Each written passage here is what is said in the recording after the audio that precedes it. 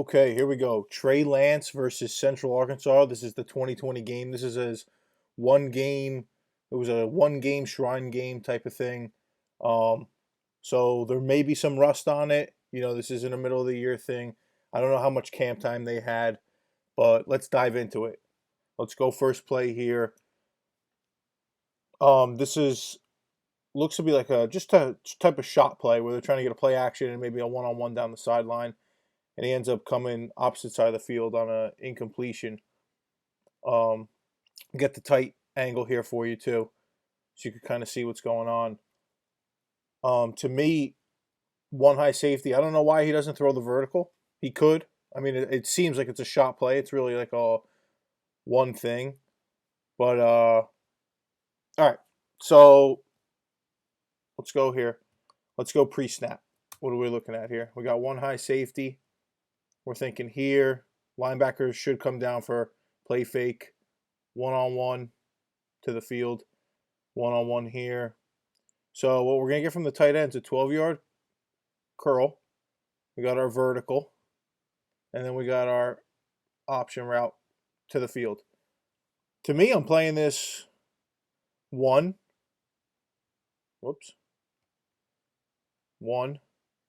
to two. That's all it is. And two's in his line, his path of vision. So I don't know why he doesn't take it. Right here. Okay, for whatever reason, he doesn't like this, right? Right here. Make the throw. First down. Move the sticks. He doesn't. He comes back here.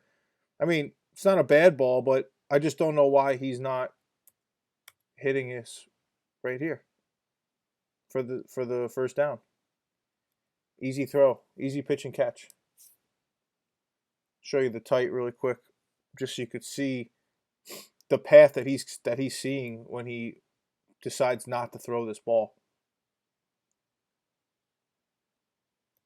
I mean, look, we're right here. This guy's curling. If we don't like this vertical here, throw it. Throw it. Okay, next play here. There's a couple things that you can talk about here. Maybe being a little early. Let's forget about the guy falling, right? So let's go pre-snap. Like this is, I'm guessing he's doing some type of freeze count just to see you see if they're gonna send the heat. Looks like they're coming. All right, he did his little head fake, bang. He's running. He knows it's man to man. He knows he has inside fade here. He knows where he wants to go with the ball. So I know that he's recognizing the coverage. I think maybe he needs to recognize that it's 1, 2, 3, 4, 5, 6, 7 coming, and they only have 6 in to protect. So he knows one of these guys is his guy. He knows somebody's coming free. And he's just got to, maybe anticipate a little more and then also be a little more accurate with this pass. I mean, this should be a touchdown. This is touchdown all the way. This is touchdown even if he doesn't fall. This guy's going to keep running past him. He's got the leverage, and right here you just bang, put it out there. I don't think the hit really affected the throw very much. So now a lot of people might think, okay, this was the guard's fault. I'm not putting this on the guard. I'm not going to put this on the guard. So what I'm seeing here, let's go pre-snap here. This is play action, maybe RPO, maybe play action. I can't really tell with the action up front. They don't really look like they're drive blocking downfield, but maybe they tell them that on RPO game. So what it looks like to me is he's just reading this guy. If he comes in a little bit for a run or just stands there, you have an easy comeback throw. You're going to have him. He's just going to shield this defender in case you pull it and you do still want to throw it. He's here to just shield him and clear him out, and you know you have one-on-one to the field to just throw it. So when he catches his snap, you see him looking at him. You see him stepping in. So I think Lance should just, right here, like that ball should be out already. You know he's coming back on this. You can't hold it that long. I feel like he held it just a little bit too long, and that sack happened. Now, I don't want to bail out the guard here because the guard got smoked, but right here on the tight, right here, like that ball should start to come out like right here. But he resets almost and then waits again. You see that double reset? This stuff has to be quick. It has to be quicker. Right here. Get it out.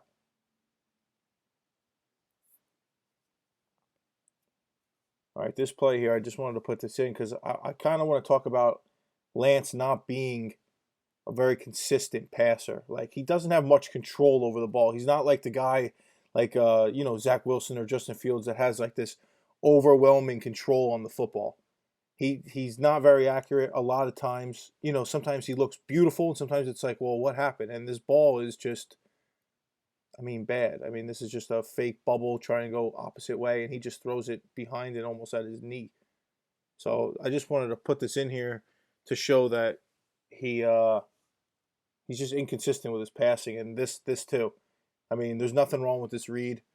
Everything's perfect. It's pretty much set up to clear everybody out, and if the defender comes up, you throw the corner behind it, and if he sinks with the corner, you throw this flat. It's pretty simple. It's just like a waggle concept, but just an inconsistent passing. Just too inconsistent. You got to put this on his numbers in front of him anywhere but he's putting it. He's putting it low and behind. The guy makes a great catch. Now this I want to show because more inconsistent passing. This is all same drive. This beautifully designed play. So I'm going to go over what we're looking at here.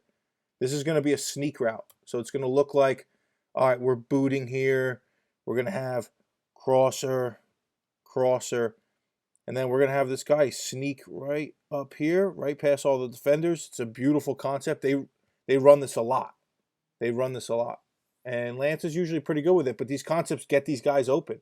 And he misses like a sure touchdown by maybe 5+ yards here. This cannot happen. I think that just explains like a lot of the stuff that I'm talking about is inconsistent passer, doesn't have much control over the football. This play right here is what I think you're gonna get when you get Trey Lance. This is the guy. This is what you're gonna have to do if you want him to be successful at the next level on Sundays. You're gonna have to run. You're gonna have to run him. You're gonna have to run him 10 to 15 times a game. Because he does it well and he's awesome with it. So this is just a power read. So I'm gonna show you guys real quick what he's doing. All right, so we're going to have the motion, right? He's coming on jet. So what we're going to get here is down block, maybe double, down, down, down, out. We're reading this guy. If he bumps with the jet, Lance is going to keep it. I'm sorry, he's not out. He is pulling. This is power read. He's pulling through. Usually for this backer. Depends what happens. It could end up being somebody else, maybe a safety filling in, but most of the time it's that backer. And Lance is just going to follow this pulling guard. And that's all this play is. Now, don't get me wrong, Lance is an awesome runner, and I think he splits an arm tackle here, but you see your read. He's gone. He's gone. Here comes our guard pulling around for 45. Now just make your cut off that guard. Guard's coming around. Makes that cut. Here it comes. Guard's coming around. Bang. Arm tackles. Running through. Stiff arm. See you later. Touchdown, Lance. That's exactly what you want to see. That's what he is. He is a phenomenal runner. I think he's one of the best runners in the draft. I think him and Fields are up there as the two top guys, and Lawrence too. But I will give it to him or Fields. And he's just got power. He's got power. A team with a good defense and maybe a decent run game where you can add him in and pound the rock with the back and him. You're getting. That's what you're getting. You're getting that weapon that you can do QB run with. So everyone talks about his no turnovers, his freshman year, and all that. This is week one. This they only played the one game this year, but I wanted to put this in because he had a very, very similar play the year before his freshman year, and this guy dropped this interception.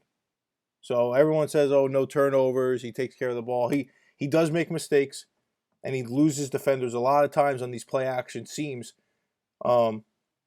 So let's run through this here. You got your one high safety. You know he's got to be playing middle field. Okay, you got to think backers are coming up. They're going to play their run fit.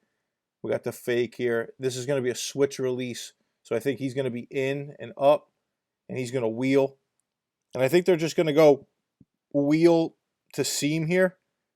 And he just loses the safety, which you see him in the dead middle of the field. This guy never moves ever. And here he comes. He's running right through it. He just doesn't see him ever. Now, I get it. You lose it. But pre-snap, he's showing it. So the fact that pre-snap, he's dead in the middle of the field, you got to think he can't do too much other than stay here. I don't know why you would lose a guy like that. Because if you're looking pre-snap, you know he's there. Now, okay, I got to find number 7. All right, I'm lining up. I see number 7 in the middle. Hopefully this play action brings him down. If I can't find the number 7 after I turn my head, I got to do something else with this ball. Because number 7 is going to rob that middle. And that's exactly what he does. Bang, pick.